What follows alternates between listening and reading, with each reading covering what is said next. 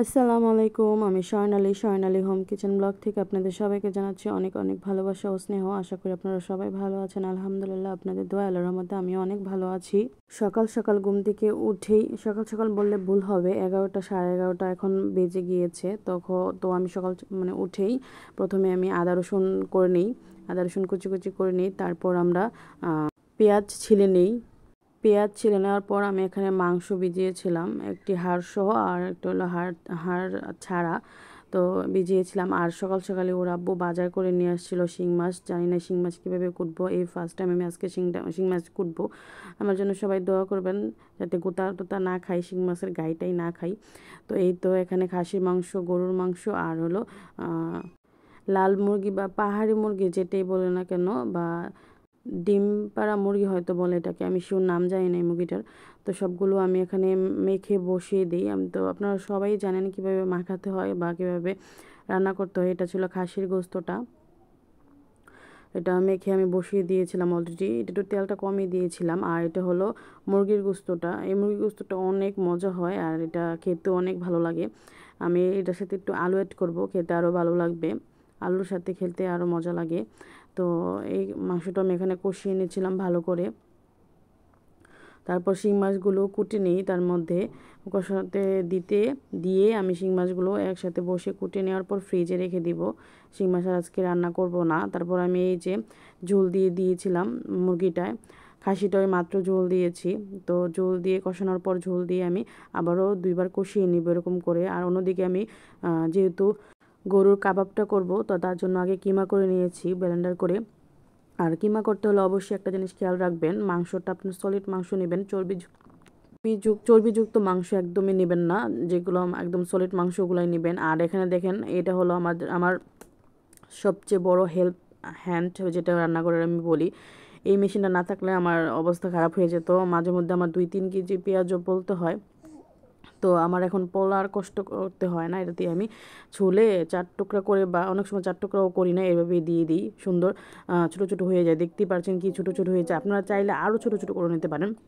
তো এখানে আমি সব মশলা দিয়ে কাবাবটা এটা তৈরি করে নিই। তারপর আমি পরে আবার আলু দিব সিদ্ধ করে, অনেকে হয়তো বুর্দা করেন।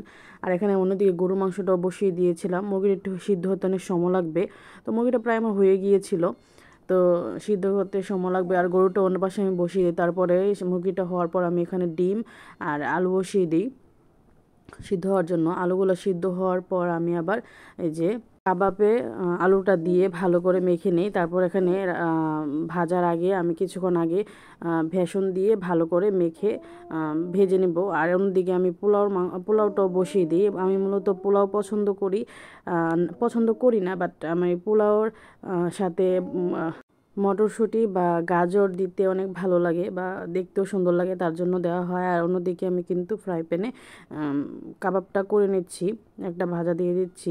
তো ভাজা দেওয়ার পর ভেজে আমি একটা ডিম ফাটিয়ে নিই অন্য একটি বাটিতে। তো ডিম ফাটিয়ে এভাবেও খাওয়া যায়, বাট আমি এইভাবে করছি জালি কাবাব। এটা হলো জালি কাবাব, ডিমটা ভেজে এভাবে উল্টি পাল্টি দিলে হয়ে যাবে জালি কাবাব। এটা খেতে অনেক ভালো লাগে আমার কাছে। তো এই তো আমার জালি কাবাব মোটামুটি রেডি হয়ে গিয়েছে। এখানে আমি অল্প কয়টাই করে নিয়েছিলাম, পরে বাকিগুলো করব। যেহেতু আমি প্রথমে আমার উকিল আম্মুকে দিব, যেহেতু মানুষদের দাওয়াত করেছিলাম, আর ডিমগুলো আমার উকিল আম্মুকে দিব।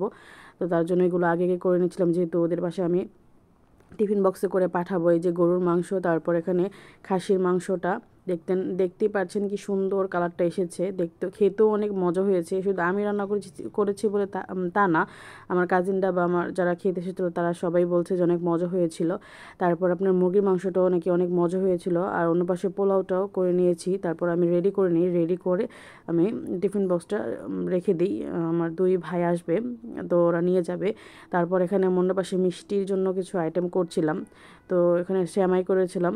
আর আমার মোটামুটি রাত 9টা 9:30টার দিকে আমার যে গেস্ট আসার কথা তারা চলে আসছে। গেস্ট বলতে বোঝাই আমার ননদের হাজব্যান্ড, আমার শাশুড়ি, আমার মামা শ্বশুর, তারপর আমার জালের ছেলে, ওরা এসেছিলো। তো আলহামদুলিল্লাহ সুষ্ঠুভাবে খাওয়াতে পেরেছি, এটা আল্লাহর কাছে লাখ লাখ শুক্রিয়া।